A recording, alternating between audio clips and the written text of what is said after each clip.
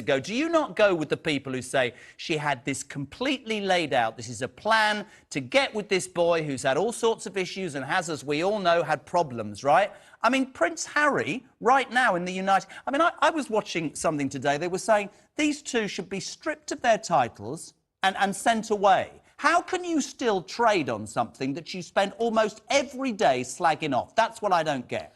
Look, Meghan Markle is talking about her experiences. When you talk about playing the race card, that's unfair because there is no such thing as playing the race card. She, as a mixed-race woman, is talking about her experiences, which affect her every day. Unfortunately, you can't choose that. So it's not playing a race All right, card. OK, we know it's it. About, no. It's about talking about her experience. All right, if it's about her experience, and OK. Kinsley finished, so I'm going to finish as well. OK. It's about talking about her experiences. As you asked, do I think that she planned every moment of this? No, I don't. I don't. I really, really don't. I don't think she has that much free time. Who and I do you think there's a lot of people who spend a lot of time reading between the lines where there is nothing to read. She gave an interview with the Cut, and headlines were extrapolated from that. That's nonsense to say that. She's been absolutely ghastly. Her timing has been totally inappropriate. When Harry's grandfather was dying in hospital, and she knew and Harry knew, they'd been told she had 2 weeks or 3 weeks to live, she still went and talked on Oprah Winfrey show. That is disgraceful to upset him and upset the Queen, because her father was dying. I agree. Afua Hagan sat on that Talk TV panel across from Angela Levin and said, in no uncertain terms, that stripping the Sussexes of their titles wouldn't erase their global influence. It wasn't just commentary. It was clarity cutting through the smog of royal hypocrisy. That panel wasn't a polite debate. It was a televised reckoning dressed in bright lights and commercial breaks.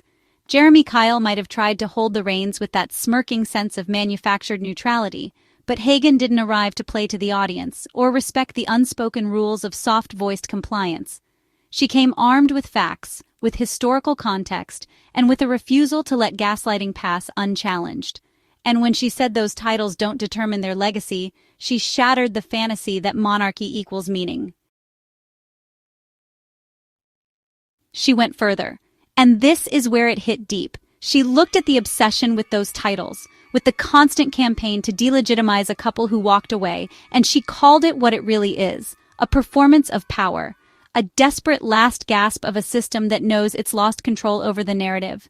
You could practically hear the panic in the counter-arguments, drenched in denial and dripping with contempt. But what Afua did was strip it down. She peeled back the curtain and exposed the real fear, because this isn't about titles. This is about the realization that the people in question no longer need them. They no longer play by the rules of reverence. They no longer bow to the imaginary altar of royal decorum, and for those still invested in the fantasy, that's terrifying. Because what do you do when the very people you tried to smear, banish, and erase become more influential than ever before? What happens when the press you weaponized against them can't stop tracking their every step? When the global stage turns its attention to their ventures, their advocacy, their partnerships, not because of inherited power, but because of earned trust, the establishment doesn't know how to handle that. They've spent decades, centuries even, equating monarchy with moral superiority. So when two individuals break that mold, detach themselves from the institution, and still manage to become a brand, a platform, a movement in their own right, it throws the entire blueprint into crisis. It's not just a rebellion against titles. It's a dismantling of the myth that royalty is sacred. That myth only holds water if you believe being born into a system is more important than earning your place in the world through action and principle. But what we're seeing now is the opposite. The world no longer blindly worships crowns. It respects courage. It respects transparency. It respects people who tell the truth about the systems that hurt them and still choose to build a better life. That's the real story the tabloids won't print, because that's the story that proves you don't need to be in the palace to matter. You don't need an HRH in front of your name to be heard. And you don't need royal approval to make an impact that stretches far beyond the gates of tradition.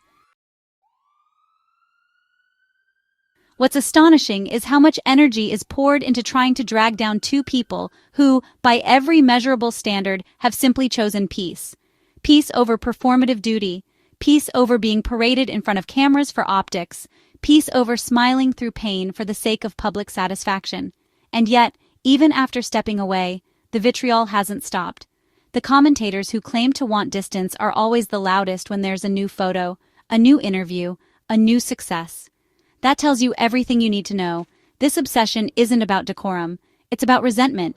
It's about not being able to control the narrative anymore. It's about the realization that authenticity outshines tradition every single time. The desperation comes through clearly in the way these discussions are framed.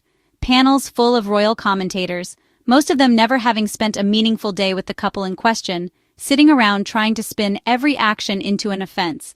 Charity, PR stunt, silence, manipulation, speaking out, disrespect, success, opportunism. The rules are always shifting, always slanted, and always impossible to meet. But that's by design, because when someone refuses to fold, the only play left is to try and move the goalposts again and again, hoping that eventually the audience gets tired and tunes out. But here's the thing, they haven't tuned out. The audience sees through it now. They know the difference between concern and control, between analysis and harassment. And it's not just about one couple anymore. It's about the culture that's allowed this kind of double standard to thrive unchecked. The culture that treats survival as scandal. That calls boundaries betrayal. That sees leaving as an unforgivable sin, but staying and suffering as noble. It's the same culture that holds silence in higher regard than justice. That tells women to smile, endure, and never speak of the wounds behind their eyes. And when someone dares to reject that narrative, the backlash is swift, brutal, and relentless. But it's also proof that the old system is crumbling under the weight of its own hypocrisy.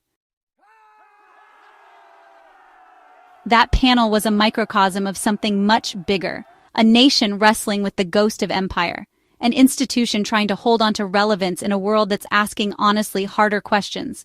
Why do we still worship monarchy? What do these titles actually represent? And what does it mean when the most progressive, most human members of that institution are the ones who are vilified the most? The fact that these questions are even being asked is progress. And the fact that people like Afua are brave enough to ask them on live television, facing down sneers, interruptions, and sanctimonious lectures, is how that progress becomes, well, unstoppable. Because there's a reason certain people can't stand the sight of freedom. It reminds them of their own chains, the ones they've convinced themselves are jewels, the ones they polish every morning in the name of tradition, while ignoring the rot underneath.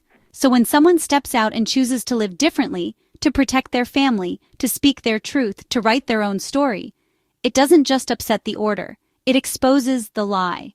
And no title, no crown, no palace protocol can unring that bell. So let's stop pretending this is about honor, or etiquette, or country. It's about ego. It's about losing grip on a narrative that once seemed, untouchable. It's about realizing that the institution isn't the final authority on relevance anymore. The world has changed.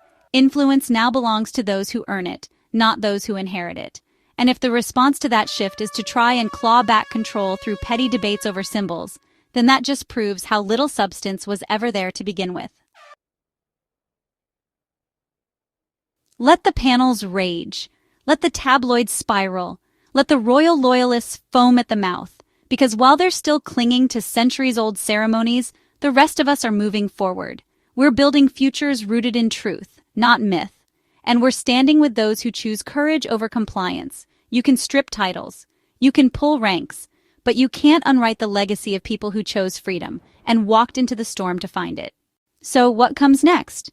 The story doesn't end with a single act of defiance or a headline's shelf life. It lives on in every conversation that questions the status quo, in every small rebellion against injustice, and in every dream that refuses to shrink to fit outdated molds. The road ahead is uncertain, but it's ours to shape, paved by those who dared to imagine a world beyond inherited privilege and quiet obedience. As we walk forward step by step, we carry the promise that change, real lasting change, isn't just possible, it's already begun.